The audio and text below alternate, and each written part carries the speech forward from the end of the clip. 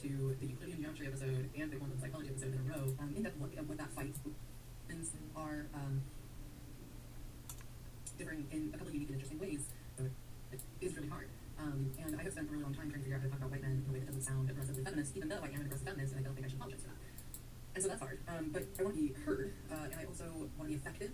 And given systemic oppression and the resident media narrative, I figured that would be a little difficult. So forgive me for starting from the perspective of Euclidean geometry, quantum psychology, and later telepathy. It felt a lot more accessible to get at it from that perspective. And one thing too, back to the topic of privilege, it's very difficult to recognize and understand privilege in yourself and in your life because it involves quite a bit of humility. And humility is actually the word that I was looking for at the end of the quantum psychology episode. It's called reflexive humility, I think. And so it actually really wasn't the word I was looking for, although it is important, and I'm glad I brought it up, and I'm glad I contextualized it within progressive therapy practices because having reflexive humility is really important. Having a list catalog is really important. Glad I said all those H words.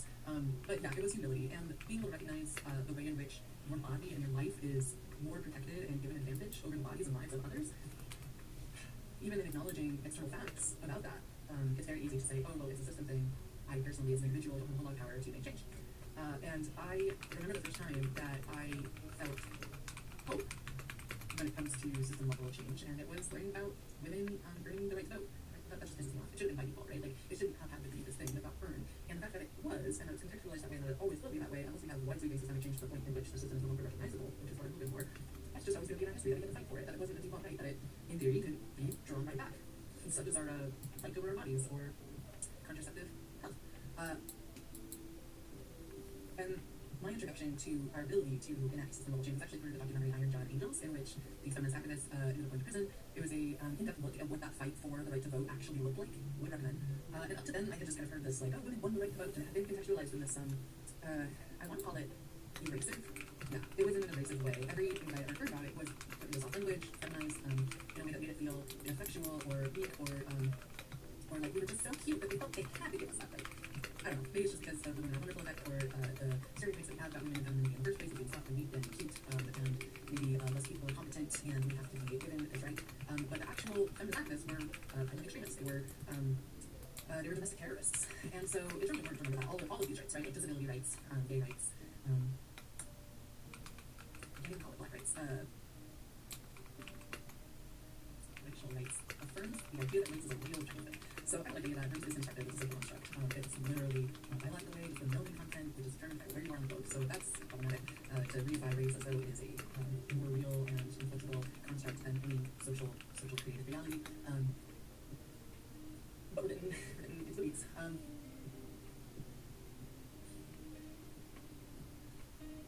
So I do want to repeat what I have said in sort of the thread throughout multiple episodes about anti-fascism and how it's been framed as domestic terrorism. And even in the episode, that Islam to DT pipeline is real. Domestic terrorism. So in that episode, I actually bring up the FBI definition for domestic terrorism, and you watch me read through these two differing definitions, one made in 2021, one made more recently in 2023, and these definitions are differing in a couple of unique and interesting ways. One is that the earlier definition relies on an infographic and seems rather innocuous. When you go through different categories of potential domestic terrorists, you sort of agree, especially with the first one, racially motivated violence. At least for me, as a progressive, I can think immediately of the Klan or lynching.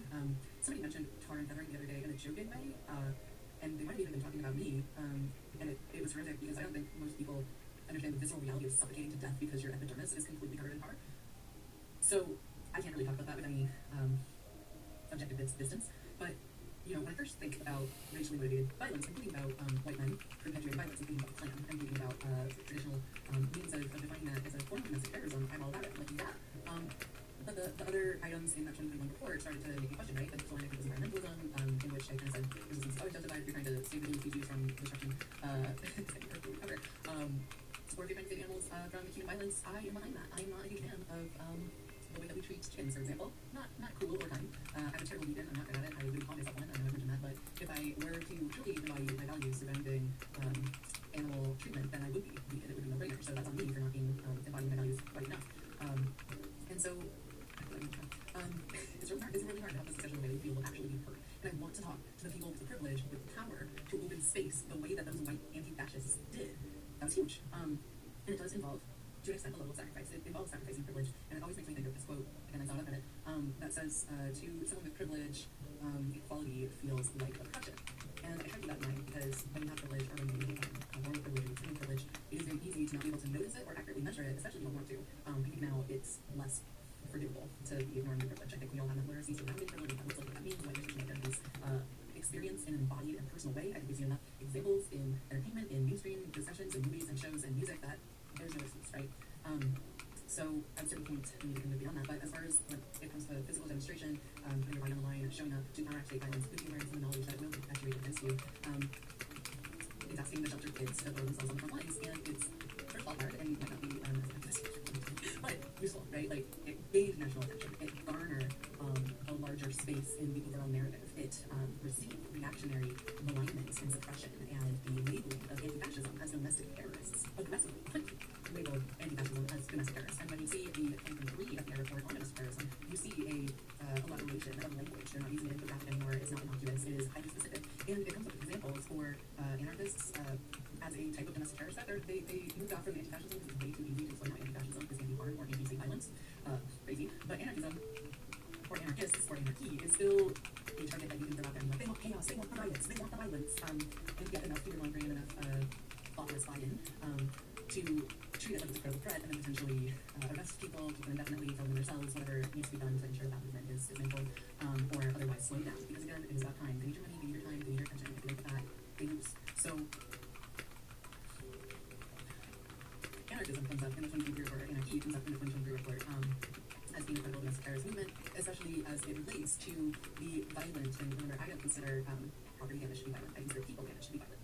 So violent anarchists who sabotaged the physical construction of Cop City in Atlanta, I cannot find a piece of that behavior that to me is domestic terror. To me, that is domestic protection. That is what the National Guard should be doing.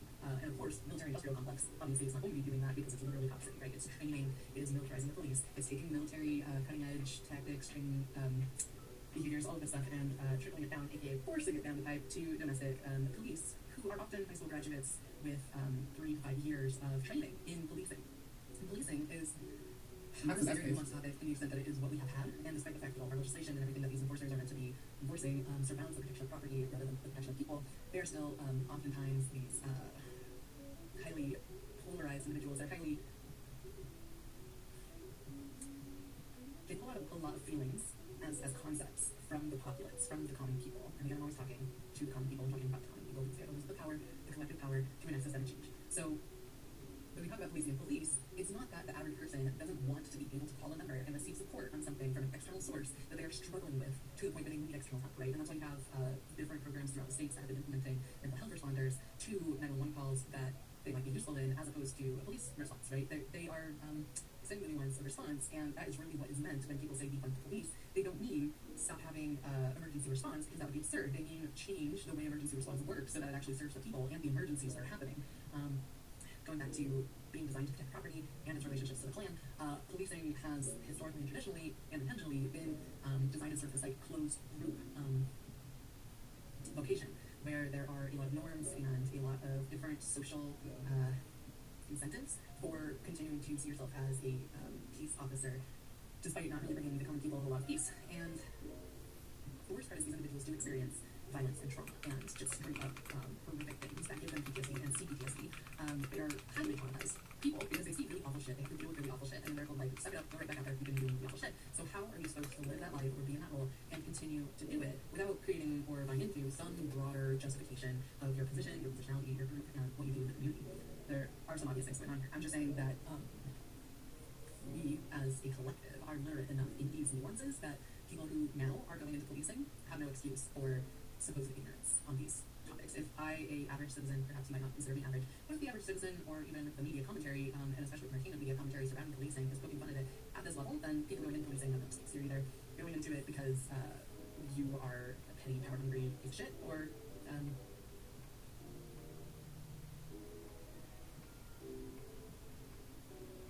yeah, I can think of the reason why you become a police officer.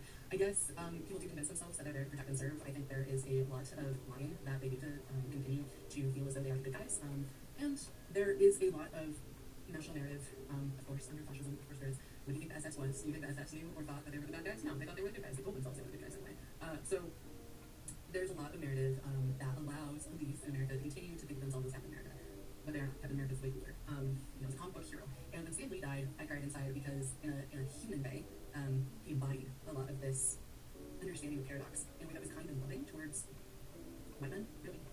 Again, with the, like, they just happen to be the ones being pushed forward, and it's like the definition of white changes. I recently saw, it was like, now we're gonna find out for once and for all if Italian Thomas is white. I'm like, I mean, Epstein was white, but whatever. These white guys are the frontliners in this sense, because they're the privileged ones, and that privilege allows them, in theory, to be the most easiest to control. So they get the fanciest tools, they get the latest upgrades, they also get the latest and most recent injection of lie to yourself juice, whatever you want to call that, the fascism perpetuating ideology that allows them to continue perpetuating fascism, because the machine will not run without them. And so it is required to aggressively hostile take over their minds, or make them feel that their mind is the most important or most special or most uniquely different mind, which you see all the way back throughout history. And we can track this psychological wage, or the white man's burden, or what was it called? Social Darwinism. I'm just throwing out keywords so you can kind of search and Google. Unpacking the white knapsack is a good one. It's like a short read, or like, yeah, something like that. Unpacking the knapsack. Read that. I'm sure if you take knapsack and Google something in white, like, it's gotta be in the top 5.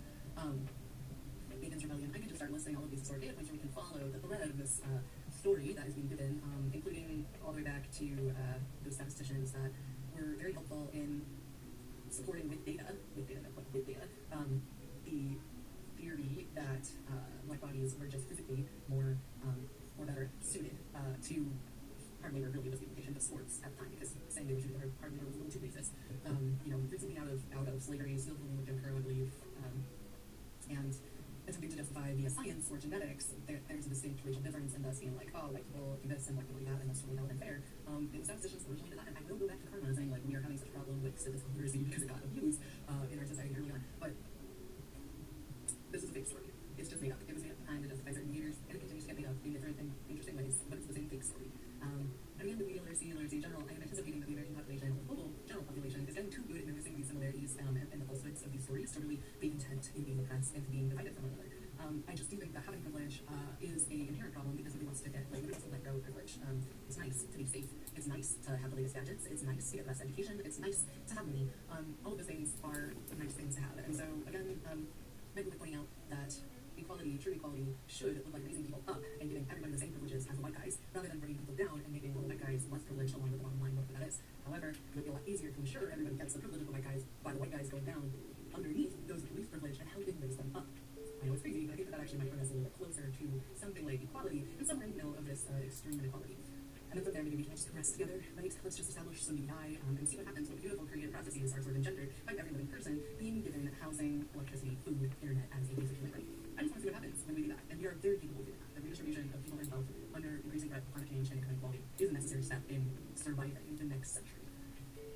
Or we could just let a bunch of people like everything. I'm not just being a senseless guess, okay? Yeah, so, I always do that. I either like front load the first 30 minutes with like faffing around and not really saying anything, or show up and shake really hard and I'm like, oh, now what? Let's see, do I have another? I was going to do an entire different segment on calendars, but maybe I should just roll these together, and we can just talk about anti-fascism some more, domestic terrorist threats, anarchy, and calendars. So, let's see, real quick on anarchy and domestic terrorism and anarchists, just so people stop being such fear-mongering little bitches about philosophy that they clearly know nothing about, or at least so that people can no longer have the excuse of being fear-mongering little bitches. Anarchism is a political philosophy of movement that's against all forms of authority and seeks to abolish the institutions that claims to maintain the necessary coercion and hierarchy, typically including state and capitalism. Alright, Wikipedia, that does sound pretty violent. Let's see, anarchism is a political force or movement, a political theory advocating the abolition of hierarchical government and organization of society on a voluntary, cooperative basis without recourse to force or compulsion. Yeah, so ideologically speaking, and in the war of ideas, we are essentially, I'm going to really dumb this down here, but we're essentially talking about people who think that human beings won't behave properly without threat, versus people who think human beings will behave properly when incentivized properly. Yeah. And the people who think that human beings will behave, and maybe we should define proper, right?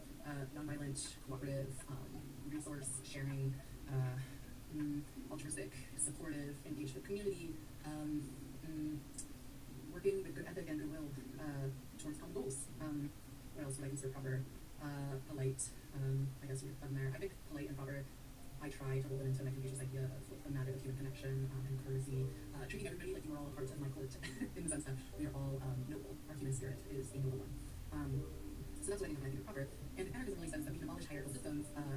just cooperative, collectivistic behavior, then we are all there for common good. When we are incentivized properly, when we feel supported, when housing security isn't a threat, when being part of a medical institution isn't a threat, when punitive justice systems are not a threat, when literally being killed by your neighbor for having a different ideology with a firearm that they acquired with easily is a threat, when these threats are removed because they are a function of hierarchy, and proper incentives are given, such as community gardens and being able to eat nutritionally every day from things that you grew with your neighbors. Taking away the threat and then incentivizing cooperative behavior seems too easy and wouldn't involve kingship or anybody getting more, so it can't be done, right? We're all just too greedy. And so this goes back again to the ideologically opposed idea of human beings as inherently evil, or human beings as inherently good, or at least neutral, and responding to their environment as animals. So do what you will with that. We do respond to our environment as animals. We are animals. We live within our ecological niches, or we don't, and we destroy our ecological niche. And is that evil? Because I do think that's evil. But human beings are not inherently good or evil to me. They are products of their environment, and they're in the moment decision making within a range of the options they have available due to their environment, or their biology, or their circumstances, or their social groups. A social group of policing is an awful social group to be a part of. It tells you that your trauma is justified by or necessary. Your trauma in going out into the community and being hated by community members, or despised by people you're policing, obviously, you feel like being treated poorly by people with excessive power. It tells you that this trauma is the weight that you need to carry for the good of all. It tells you to internalize this pain and this violation of your body, of your psychology, of your empathy, and it tells you that that violation is a good, just, and necessary thing in order to hold back disorder or chaos and protect your community, protect your family, protect your life and children. That is essentially the story that police are told, and that they internalize about the world, and it creates a very limited world that they live in. They live in a very small place. They are small-minded people by default of their social environment, which continues to reinforce this narrative about why they're necessary and what they're preventing by being martyrs. There's something wrong with that. That's violence. That's harm. That is animal abuse. And so when I see police, I pity them. I see them as these animals, and I really do not think of them as independent, autonomous thinkers, because they're not. They are brainwashed, non-autonomous thinkers. If they were independent, critical thinkers, they wouldn't be police. They just wouldn't. Even the ones who think that they are doing right, that they are capable of changing the system from the inside, are still buying into this concept that policing in general is necessary. Anarchism, as a philosophy, as an ideology, as a non-hierarchical means of organizing people, assumes that those people will then self-police, that there won't be as much incentive to steal property when everybody has access to relatively the same amount of property. Or types of property. I'm not the best advocate for this either. There are other people. It's really about anarchism.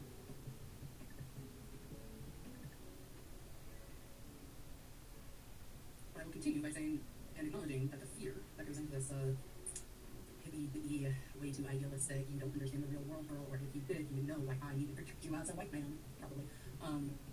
Ideology kind of goes back to that individualism that I had mentioned, these temporarily embarrassed millionaire white picket fence. This is the psychological wage, right? This is a story that has consistently been told to the average poor white man about how they could also be a wealthy landholder as long as they participate in the system.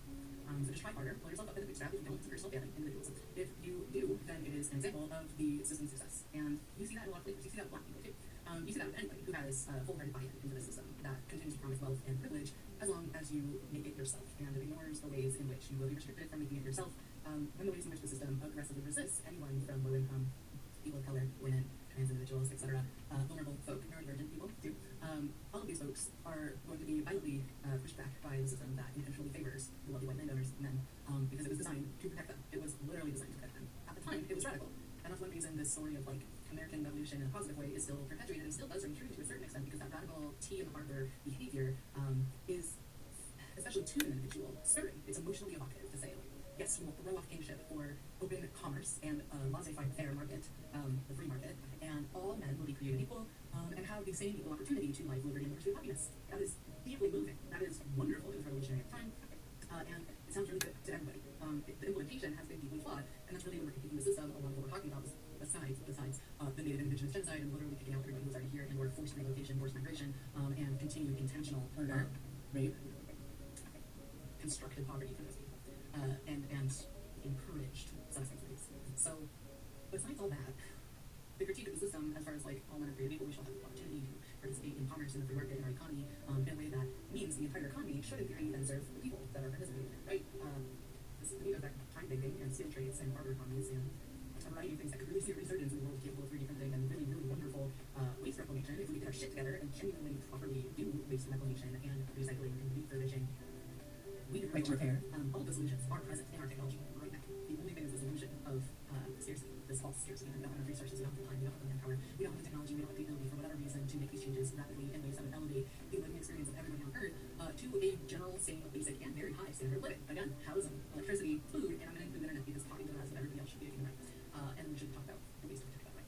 But this is all very possible. So the only thing that is standing against you and this wonderful utopian future is your inability to cooperate with your fellow Americans, your community members, your inability to relinquish this internalized idea of individualism, and your inability to truly hear the way that these mainstream narratives are articulated. Because it benefits you to not hear that. It's a lot easier, ignorance is very much bliss, to continue pretending that everything's all right, and everybody around you is more or less pretending that everything is really, truly shit awful. But more and more revolutions are working that way for most people. So I'm here to help shred the rest of it, whatever it is, and really focus on solutions, because there are solutions, and they're very accessible, and very attainable. This ideological warfare between are humans inherently evil and require punitive measures in order to behave properly, or are humans a product of their environment, and when the threat is removed and they're properly incentivized, will behave properly, communally, cooperatively. And you see cooperative communal movements happening all the time in opposition to their opposite as forms of radical progress, and you see those being suppressed. And so acknowledge that that is the true way, or that is a natural way that humans organize themselves, already exists out there. This is what we will do if we are willing to do it. It will be default, it will be easy. But this idea, I also want to add individualism versus collectivism being framed in this way as being inherently oppositional, and means organizing your understanding of the world internally, your ideology, this individualistic pipeline to nationalism, to Nazism, is a problem. But being an individual and having an individual sense of self and seeing yourself in a separate cowboy kind of way is enticing, and it feels good, and it has its place. So there does need to be some kind of melding of individualism and collectivism in some sort of, we can't be at these two extremes again of polarization. We can't live in fully collectivistic or fully individualistic headspaces. It just won't work. So ideally, all of us are being out in this place from the mechanism where there's individual uniqueness, and we honor the individual uniqueness of one another, while also acknowledging and honoring our interdependence with one another, and the ways in which my behaviors, attitudes, and beliefs are going to affect and influence your behaviors, attitudes, and beliefs.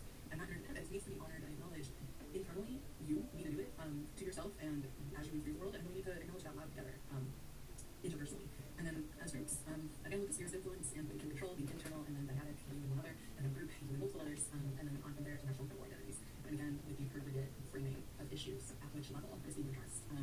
Systemic, the addressing housing insecurity, for example, at an individual level might be helping an individual person, or at a more systemic level, it might be organizing things that will help larger groups of people. And so you see the ways in which these change, and every person really needs to be able to, if not acknowledge the specific thing at the different levels, be able to acknowledge that those levels exist, and that the thing is going to change based on the level. A lot of these arguments get messed up, fucked up, and otherwise and just get erased, despite being perfectly good arguments, such as the anarchism argument and non-hierarchical means organizing people argument. I guess you could put it into agriculture versus hunter-gatherer norms, but I don't know if that's really helpful right now, because then you start talking about nomads, and then you start talking, oh, no, I mean, you've been part of maybe a little bit of time. So we could talk a little bit also, just at the end of this, just throw it out there, about the ideological difference that seems to be emerging from different peoples throughout the globe, and the way that they have traditionally held space in the world. Very broad, but more often than not, with indigenous perspective, you see an intentional curation of environment in order to meet the needs of the people. So you see the use of fire or other means of changing the physical environment to ensure that more deer show up at the given time that deer show up during their migration patterns, or buffalo, or whatever. More animals are then able to be held in that environmental space, and thus a surplus will exist that the humans who have manipulated that space can then take and eat. And so you see this intentional, relational, respectful treatment of environment and other animals in the environment. Colonially, you see more a history of domesticating animals. Your line, I'm going to breed you so that I can have a surplus of you, so that I can then eat you. I'm not saying that domesticating animals is inherently bad. I love my cat. I love dogs. But there clearly needs to be some kind of loop in our practices as people, as human species, living in the world, hoping to return to our ecological niche in a way that continues to perpetuate a living environment that we can live in a way that doesn't erode us or them unnecessarily. It's the same thing. So I guess I'll leave with that. Trying to think if I missed covering anything. Of course. Yeah, from a psychological standpoint, when it comes to behavior change, punishment doesn't work. It doesn't work. It has been proved. It has been shown. There we go. We never say proved in science. Unless you Google it. Yeah, I feel like I should have gone back to like the point and the line thing and like somehow connected it to string and particle theory, but after that I was just like, you know what? I really am trying to describe the entire world in terms of mapping language to people in a way that can actually be heard, internalized, and used productively for the sake of progress. So I'm going to give myself a little break for forgetting to bring up the point and line influence in geometry, in attention, in thinking, in noticing that particular moment in which your attention touches your internal framework, and how, if you believe that is the vertical and string theory, which as far as we know is kind of like a mesh right now, sort of like the way that nature versus nurture turned out to not be a versus, but kind of like an and maybe also the way in which you and I are not necessarily two individuals who are completely. Can you hear me? Okay. Yeah, I always feel so fucking ugly when I rewatch my stuff, and I feel like myself, I've gotten once ugly thinking I was here. And I know, like, objectively, wait, hold on, I have to figure out what to call this one.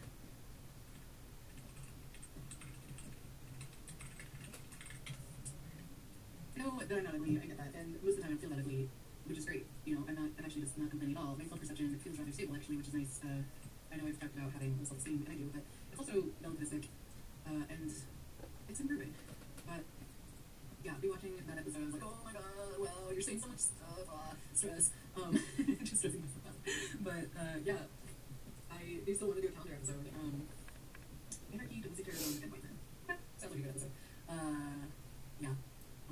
Yeah. The other part too about all of this, I'm not sure the best way to explain this because in my head I think about the wheel of time, and the way that it is, or that really the difference between the way the male and female is and I like travel. It's really cool. God, if you want to talk about gender differences from an ideological perspective, read the Wheel of Time. I'm still pissed that people have like reduced it to crossing their arms under their breast like level of sexism because the level of like nuanced thoughtfulness of it and his definitions of gender was absurd, and the way that the different magic users use magic based on gender was really cool. So Wheel of Time, really don't watch it. Although I do think the movie tried to highlight the feminism a bit more. I just think it kind of backfired. I don't like the type of feminism that takes the lead in the movie, or the show, rather. Sorry, show people. To be fair, I didn't give it a whole lot of chance. I think I was the first couple episodes, and I was like, I can do this. Which is my deep affection for the 15-book series that I have read more than 5 times each. Yeah, so I used to read it every year. It was like my summer reading. Haven't read it in a while. I just can't. Ryan, he drives me nuts, and he does.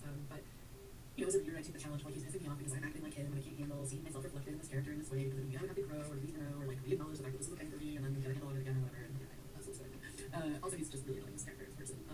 But he's so sweet. He's supposed to be annoying. It's part of his arc. But yeah, I came into this episode with the intention of talking about a few different things. This is the calendar episode, by the way. We didn't get to calendars last time. I give myself so much anxiety when I re-listen to myself talk because on the re-listen, I am trying to hear the way I'll be heard, which is kind of hard. But it's sort of like with writing, where you're supposed to be writing to a specific audience. You're supposed to have your audience in mind. My audience is the whole world, all the common people, everyone who isn't a resource hoarder, pretty much. So that's like really broad. A lot of people holding a lot of different ideologies in there, and my common thread being like, we are more similar than we are different. Let's all band together and form this understanding of ourselves as interdependent, collective, global community, and then see how far we get. You know, it's so up there. And my friends, I made up this joke before I came here, so this part is a little bit scripted. Sorry, but I thought it, and I just could not say it. You know the meme with Will Smith, who's like, and I decided to take that personally. I am well known for being that meme, except instead of personally, it's literally. I'm a very literal person. I'm a very literary person who intentionally takes things literally in the Euclid proposition format of reductio absurdum my life because I had a great deal of reassurance from reality being really true. And I do know it's my trauma and why that is, no. But it's true and it's there, and I'm sure it's shared by others as well. It can't possibly be just me. So I give myself extreme anxiety when I re-listen to these because every time I want to jump in, I want to correct myself, I want to explain myself even more, and I have to just hold back. And then by the end, I'm like, oh no, you said it, you did it all. And so like I go through this process of wanting to like stop or curtail her from continuing to speak, and I have to hold myself back from doing that because I'm pretty sure she's going to say everything, but I have to give her the chance, and I have to give her the room to say it, and that's difficult, especially when you're keeping in mind all the people you're talking about, and all the people you're talking to, and all the spaces that you are speaking into. It's quite difficult. And so what I have been doing and trying to reassure myself with is like, girl, you have rhetoric training. Like this, that's pathos, that's ethos, that's logos. Like you're doing it, you're weaving together those 3 rhetoric tools and creating a consistent narrative that is listenable because you're not using dog whistle politics, trigger words, or anything that's going to immediately activate polarizing networks inside people's minds right now because you're keeping track of the media narrative and the general discussion, and then you're speaking into it with the intention of filling out the rest of the real story without using words that are going to somehow reorient people back into a shitty mental headspace. Give yourself that fucking credit because you're doing all of that and you're doing it intentionally, and it seems to be working. Like it's working on me, so give yourself a little space. I know that's been the struggle, and of course, being socialized as female, being femme, it makes it harder. And I do, much like the Sitting with Yarn episode, have to constantly bring it back to women's wisdom and the way in which the maid, mother, and the crone show up inside me and are acting. You know, there's a huge schema that I use for my intergenerational solidarity. When I talk about dramatic ageism, a lot of what I do is using maid, mother, and crone like ideology in the Wiccan sense of like we all are going to embody these spaces throughout our life course. So building and forming relationship between those modes of being in the world for yourself and as self is important, and it will show up in your other relational practices. All that's true, but give me the confidence of a white man to make it real. Oh my god, seriously, sometimes, you know, the part of me that doesn't think I'm valid and who's constantly looking for examples of why is like, you just wanted to identify as trans so that you could like steal white male power in order to say stuff with feeling or whatever. Yeah, it's a super like monstrous thing, and have to be like, it's about euphoria, not dysphoria. It's about all the ways that I feel euphoric and valid and real. in my identity, not about all of the questioning of whether I don't feel valid enough in this other identity. You know, like this whole reframing is a positivism thing. It's like thinking intentionally towards the positive aspect of things, the positive side of the spectrum, is of putting your hands on organizational tools. It is a tragedy that those tools don't serve them as well as it should, and it's a tragedy that the act of putting their hands on those organizational tools doesn't help them as much as they deserve to be helped. And I can't like punch my enemy in the face if I can't find his face, right? So being able to pace that military-industrial complex, the money-making machine, and mentally to mentally pace it requires thinking in terms of technological advancement, because as I mentioned, military advancement from a technological standpoint is usually at least a decade, if not 3 decades, ahead of consumer technology. So it's really important mentally to have that 18-month understanding of system-based behavior, and then also to keep in mind that my consumer average citizen understanding of system behavior is several decades behind system militarization, and that matters.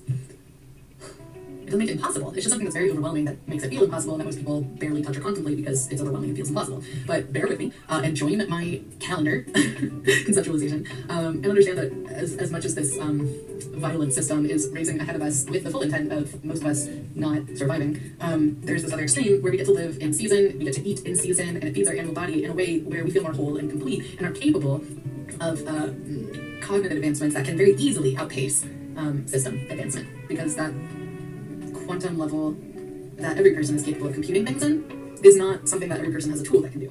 And ultimately, the implication of quantum computing is that human beings, a certain subset of human beings, will have access to tools that are capable of the same level of thought that all human beings are already capable of. Our tool is only becoming to match us at the level of quantum computing. We're already capable of quantum psychology. It's just we don't have a lot of confidence in our ability to think at that level, or the reality that that is true, or its application in a broader sense. But human beings are not only perfectly capable of it, we don't only already have that capacity, but we are only just now matching that capacity with our tools and our technology, and it's still new. So this conceptualization of the human being as being underneath or behind or crushed under the boot of our robotic counterparts is very much a illusory, for now, idea that is being fed to the masses in a way that allows them to continue to be exploited, especially to have their labor exploited. This cannot work without us. It really cannot work without us. For now. At some point, it will be able to work without us. I hope not. I hope it's never true. I hope, axiomatically, human beings can't hurt ourselves this much.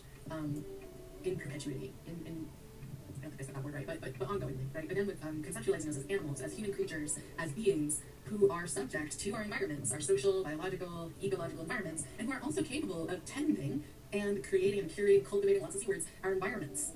We have that power, and we have it here first. Our mental environment creates our reality. I can't stress that enough. So if you start celebrating the rotation of the Earth and its movement around the sun in an embodied, ritualistic way, which still honors your animism, I think I could see some healing, honestly. And eating within seasons, oh my god, how exciting to reclaim my own humanity in this sense, my own inherent right to nurture myself in the way that my body best appreciates. Wow. So when I think about calendars, those are generally my levels. I'm thinking about my animal body, I'm thinking about the machine of my society, and I'm thinking about the influence of my environment. And like I mentioned during the land back episode, most Americans do not have access to healthy food. They don't have physical access, they don't have financial access, they live in food deserts, they live in poverty. And it's only getting worse. It's only getting worse. And to somebody with enough capacity, I guess, for seeing all this, it's tragic to watch us do so much self-harm. And I am very familiar with self-harm. I was a teenage girl, so I'm definitely more than passing familiar with the experience of self-harm and of moving beyond it. And I will totally make the argument that we can learn a lot from the resiliency of teenage girls, because, oh my god, they put up with so much shit. They are sexualized way earlier than they should be, usually in their preteens, or even earlier, which is just disgusting. And then they still deal with it and go on to be, like, well-rounded adults. Like, how are they doing that? We have a lot to learn from them. But one of my favorite things that we could definitely learn from them is a love of magic and ritual and the desire to be witches.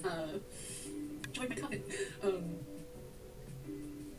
need to figure out where I was going. Calendars, patchwork of calendars, machine, non-machine, cyborgism, land bag. Ooh, there was something about the land bag episode, the food deserts, the availability of healthy food, to eat whole foods, wow, and the body palette, and changing all that, and taking some steps.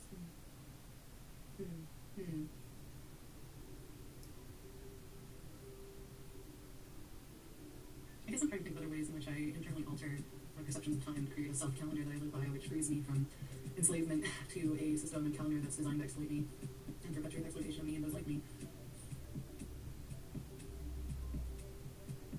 Labor calendars. Yes, that's another really good one. So anyone working in the service industry has a very different calendar than anybody working an office job.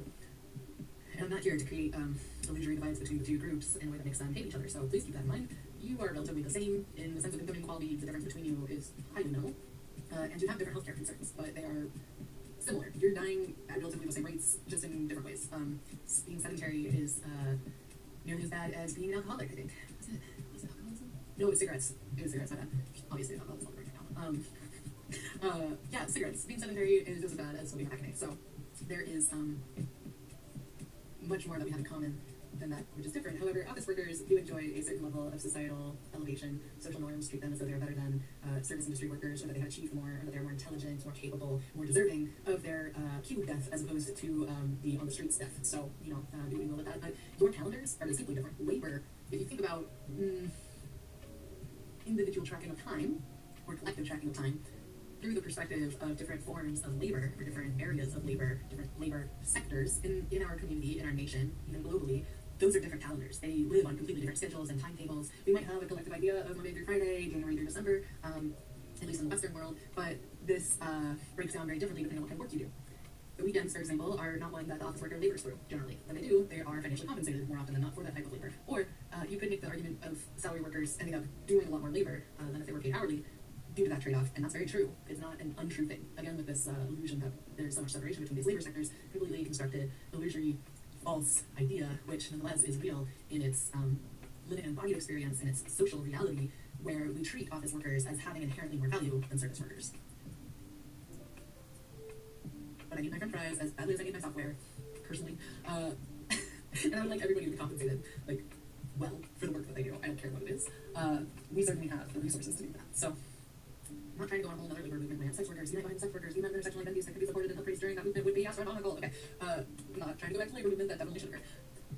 But these calendars are different, and that is something that I think about and that I internalize and I intentionally ritualize in order to continue to have a conscious and embodied solidarity with different groups of people in my country and my community.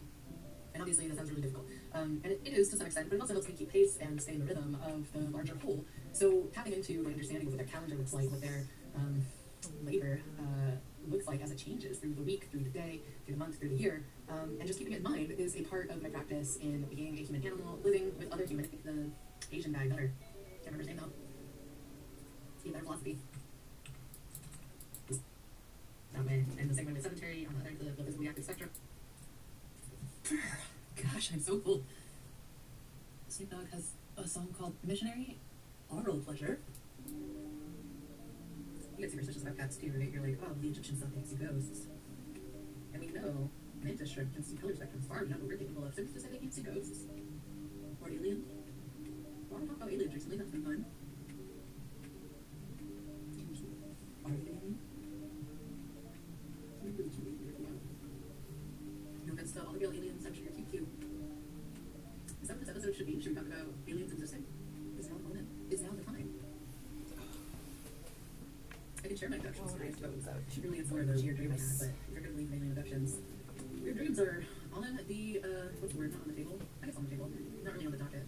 Well, they're kind of on the docket. Yeah, it was a really weird dream that I had, I must have been 18, 19. I was napping on my mom's couch, this green couch, if that matters, very comfortable couch, for napping. Middle of the day, that time between spring and summer, you're really ready for summer, but spring just like let go. Chomping up a bit. I'm actually not sure what it seems like once. Full disclosure. But yeah, it was a really intense dream. And it was so real that when I woke up, I was convinced it had been an abduction. Ignoring for the moment that it was around the same time that I saw the fourth kind for the first time. It's very well done. Okay, fart. Oh yeah. God, farting feels good, doesn't it? But yeah, let's see. We will ignore the fact that the fourth kind, the movie, might have influenced my alien abduction. That definitely happened and wasn't just a repeated lucid dream. Well, it might have been, or it might have been an abduction, no one knows. No one knows for sure. That's kind of the point. If it were a real abduction, I would make sure that the human, if I was abducting humans, I would make sure that they had a little bit of confusion of whether or not they got abducted. Because, the whole point of abducting humans, or any creature, and kind of introducing them low-key to the presence of an alien mind, that's a shock to the system, If you care about the creature at all, which, I'm sitting here hoping that real aliens are advanced enough in their technology, their social technology, to be caregivers and caretakers, anthropologists, really good zookeepers, not the kind of zookeepers that take after, lion tamers from the circus, but more zookeepers with an interest in ecology and animal husbandry and genuine, what's really good for the animal sort of thing. That's the kind of aliens I assume are out there as far as like having it together enough to be traversing the universe and stopping and making calls. But there's always the potential warmongers out there too. You never know. That's the whole point of chaos. I'm sure there are real warmongers out there as aliens. So at that point, it's just a race to see whether or not it's the zoo Earth anthropologist ones that get a hold of you, or the exploitative, extractive ones that get a hold of you. And truly, can you really be sure which one is which? In your independence as a species, is it within your best interest to trust any other species with the amount of full-heartedness of an animal, or perhaps dog? Trust a human? How domesticated are we as a species if aliens are real and they have been animal husbandrying us? And how domesticated do we want to be? How autonomous do we prefer to be? Great questions. Great questions. My abduction dream had nothing to do really with the zoo Earth theory, or for Matt Serum, or whatever random Wikipedia article my brain is throwing together as justification for my mouth's yappery. However, the dream was really cool, and it did give me confidence, I guess, in a way. Kind of a funny sort of confidence, but I'll just tell you the dream and you can interpret it how you want for yourself. That was good, but also not what I'm thinking of. It was like moon for harking all the way back to the origins of the universe, or the seeding of intelligent life. Try to be caught if fortunate, also by Becky Chambers. Wonderful one to be thinking about. And these I'm recommending to you for the sake of hope. And if you're feeling hopeless, or if you're feeling scared about potential contact with our galactic neighbors, these are the stories I would recommend you reading first. Soon they will make a show, hopefully. Netflix series. It's your time to shine. AI can never replace you. Fuck those guys. You deserve a raise. Yes, show them. Oh, I get so mad. I get so mad on your behalf. But yeah, aliens, right? Like, gosh, everybody's freaking out right now. And there have been, and will continue to be, plenty of whistleblowers letting you know about our alien contact. And to be quite honest, I am really not concerned with whether or not it's real. I know that sounds like I have the privilege of disengaging, but truly, the question of aliens existing from the philosophic standpoint is much more interesting to resolve as an individual, or as a community, as a nation, or as a global community, because it again, over and over brings up these questions. If they exist, are we friends? Under what conditions do we stay friends? How much choice do we even have in that? How empowered are we to make our own decisions as creatures? Have we actualized enough as a global society to welcome or reject alien contact? I would say probably not. And so at that point, especially if they're going to come here whether we're ready or not, we have to ask, how quickly can we get ready together? And who's willing to try and do this, and how do we react to one another about that? It really reminds me of District 9. Ugh, what a movie. Wow. Edgy, and just, you woke into so many important conversations with that movie, and everything about it elevated people's understanding of the general discourse surrounding alien contact. It was just phenomenal, and it was gritty, and it was real, and it had so much reality in it that it made it somewhat hard to ignore how likely alien contact is. And that was so needed at the time. In one of my previous casts, I am talking about how I can't get into the details of alien contact because for a variety of reasons, but mostly because I will lose the thread with my listeners, and the experiencing my words as truth in your body thing that I'm counting on working will not work for me. Yeah, and it wouldn't, oh, Discord notes. Oh no. I'm taking it as a sign. Take it as a sign. I hate it when those things show up. There's always a kernel of truth in every lie, because you can't create a lie without truth. A lie is the thing that it is not, right? It's like ex nihilo, or from nothing. You don't get something out of nothing. You have to have both nothing and something for either one to exist, because you can't define nothingness without somethingness, and vice versa. So in all lie, there is truth, and in all truth, there is lie, and now we're going all yin-yang on it, but it's true, and it is the work of our lives to tease out these differences. Thinking about every last fictional account of aliens I have ever read or heard, not counting the ones that are treating themselves as nonfiction, but everyone that treats itself as truly fiction, I can oftentimes identify the lies, much in the same way that science is a process of falsification, rather than truth-seeking. You're seeking lies, you're seeking the falsehoods, so that you can eliminate them, and then anything remaining is what's true. In this way, you can analyze all fictional accounts of aliens. I'm sure that your intuitive, not common knowledge, critical thinking, yes, but common sense, yes, your intuitive common sense as a human being can notice and spot the lies. What I'm asking you to do is to stretch a little more and to speculate about truth once you've determined what is the lie, or where is the lie. And I think that you're more than capable of doing that.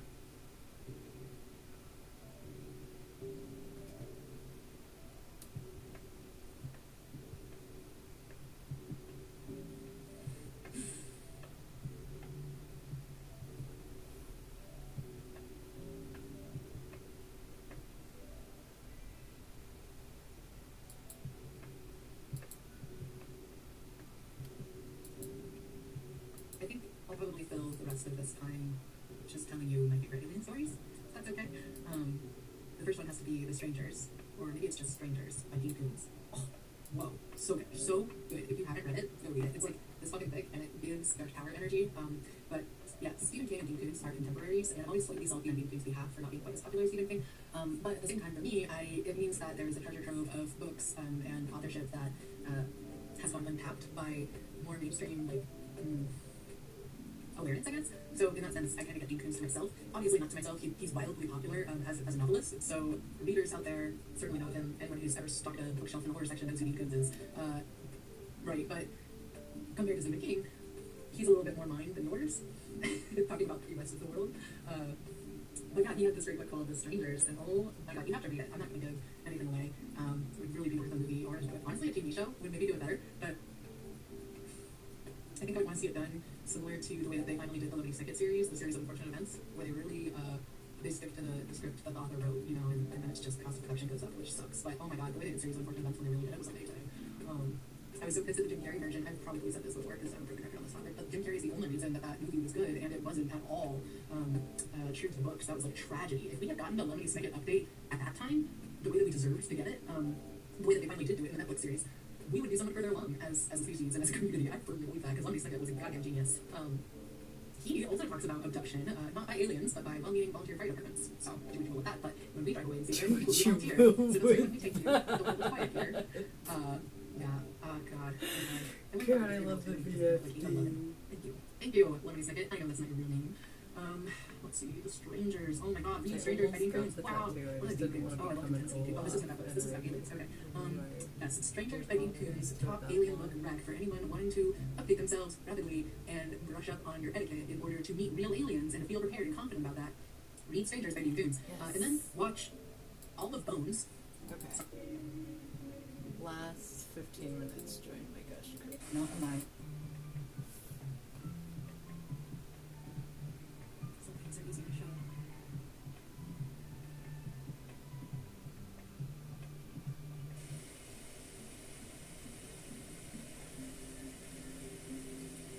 But I don't think you necessarily need to hear or see every last piece of information you need at the point.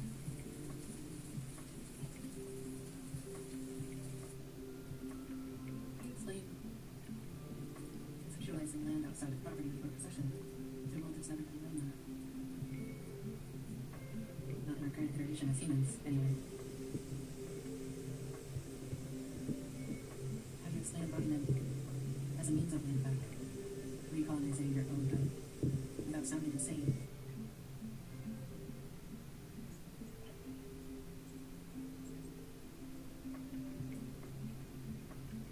How do you convey the impact of damaged ecosystem to urbanites who have never known a healthy one? But breathing the air of a healthy ecosystem feels like breathing yourself. Being so one with your surroundings, it's impossible to really know the difference. How do you convey the level of healing that exists and is offered by a healthy environment to those living in deeply unhealthy and dead, not alive spaces? It's something that scares people. It's why the alien movie Annihilation was so terrifying. Rapid biological adaptation is scary, especially for species that are bad at rapid social adaptation. At least, we have historically been rather not good at it. But I don't know if that's necessarily our fault.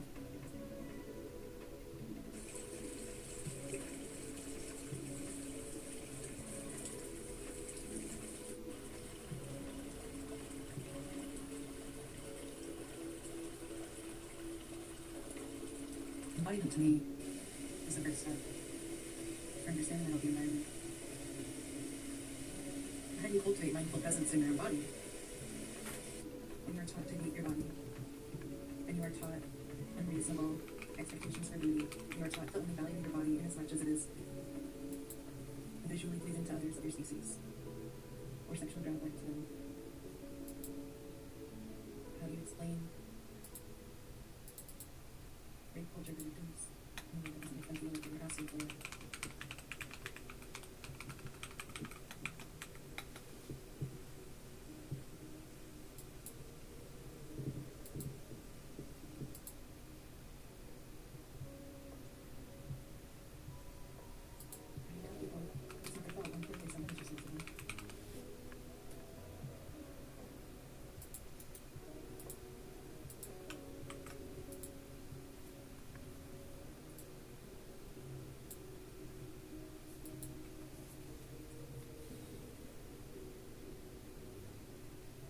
My work in being physically fit and healthy is a psychological one at the beginning and also always. And as a femme, it necessarily means navigating the way your body is objectified as a default of my presence in the world. The nascent culture, all of that locker room talk.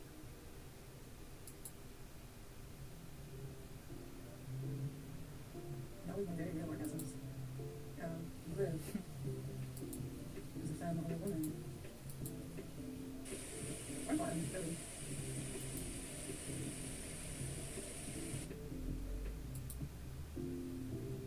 And the culture that assumes their utility in their sexual gratification is then available.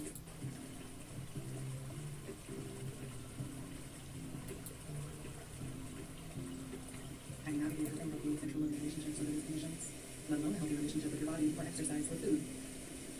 The deck is indeed stacked against us.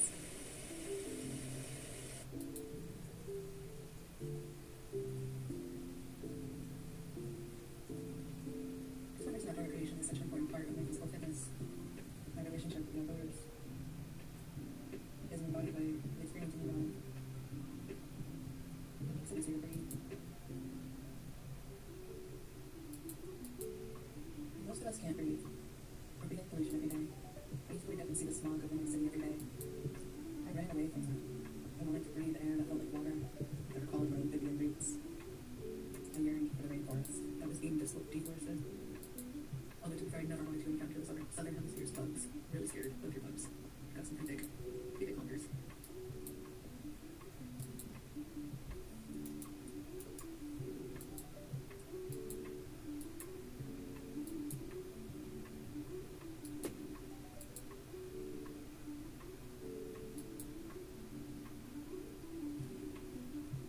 I don't think I'm really ready to dive deep on the intersection of empowerment and embodiment as a means of radical self-care in response to rape culture. That it's imperative that we talk about it, and all genders need to be conscious of it and deciding how they're moving through the world, knowing it exists.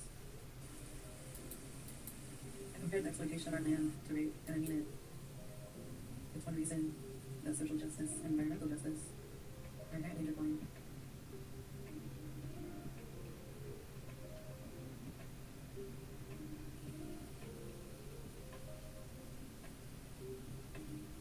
One of the key factors of a healthy ecosystem is diversity. You don't see homogeneity in nature. You don't see it in ecology.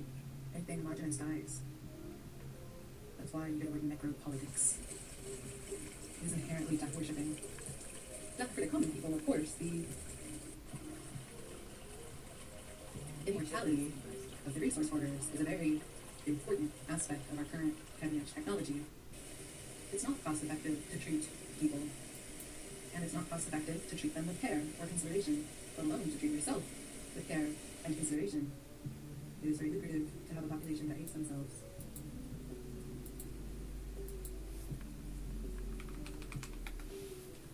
I've tried going outside on walks, only in the city, and the sounds of cars and people is still an overwhelming presence. Walking in the woods, nature that has no man-made thing except yourself is such an important part of your humanity. It allows you to regulate your nervous system without having to do much. That's one reason that parks in urban centers are more accessible in wealthy neighborhoods.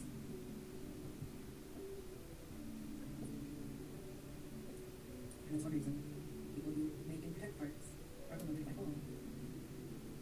Parks and Rec wasn't just popular because of Amy.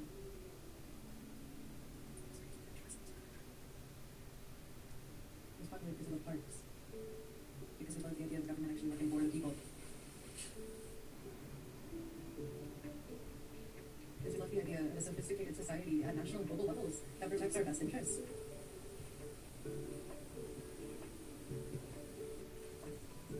We love our own mobility, our own beauty, our own success. We're valiant. We're heroes to one another. We have no other reference for what a hero could be than one another.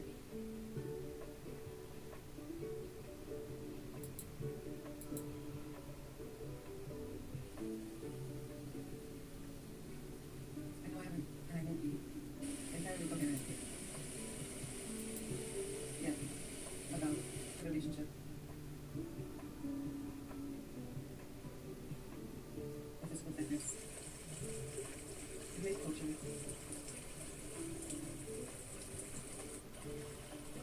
I guess you could say the ecology of my mind is healing, and I'm willing it to heal completely.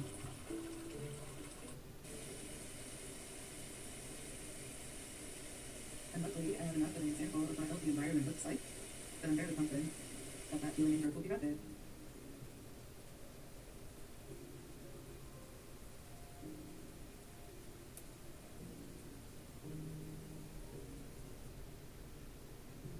We deserve to fully live in our bodies. We deserve our inheritance as humans. To feel interconnected and interdependent with our environment in a way that nurtures us. In a way that nourishes us and helps us to grow and to be strong. It doesn't mean taking your multivitamins and sitting still 4 or 10 hours a day. It doesn't even mean getting a standing desk and walking on the treadmill.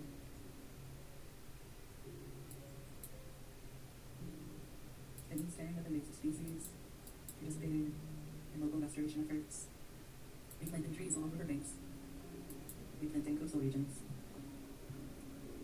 getting out and helping with your hands, and breathing the air you love create, becoming a part of the environment with your own body, personally, in a way that makes you feel interconnected with the rest of your community. There are so many volunteer trail steward programs like that. They exist everywhere. If you're struggling with mental health or with physical fitness, that would be my first recommendation. Personally, I'm rather antisocial. And I enjoy being outdoors, alone, just to breathe and feel my own loneliness. The living water, the living moss. The living awareness of all things that don't need me or other humans to exist.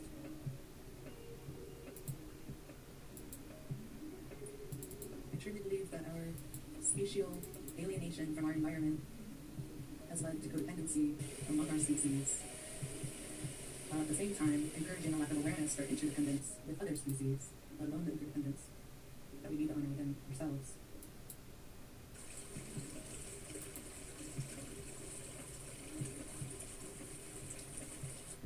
Every time I've been upset in my life, I have gone to find a river or running body of water, and I have sat next to it until the sound of that water has washed smooth the jagged rocks in my mind, with which my attention continued to shred itself against. Water is healing. We have 70% water, and our Earth does not exist in the many multifaceted forms of ecological diversity without water. Our attention flows like water. And despite being hilarious,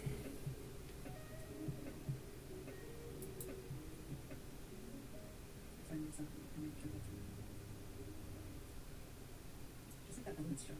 God, what a good movie that was up to. Oh my god. Yeah, everything becomes a animated film in my car at the end of the day. How else do you cope? If you don't know how to use softness as a weapon yet, I'll help you learn. I've had good teachers. SMERSH is one of the most cutting-edge waste reclamation systems in our country. This is what it looks like in winter. This is winter for me. I can't tell you what it does to my mental health to see so much greenery in winter.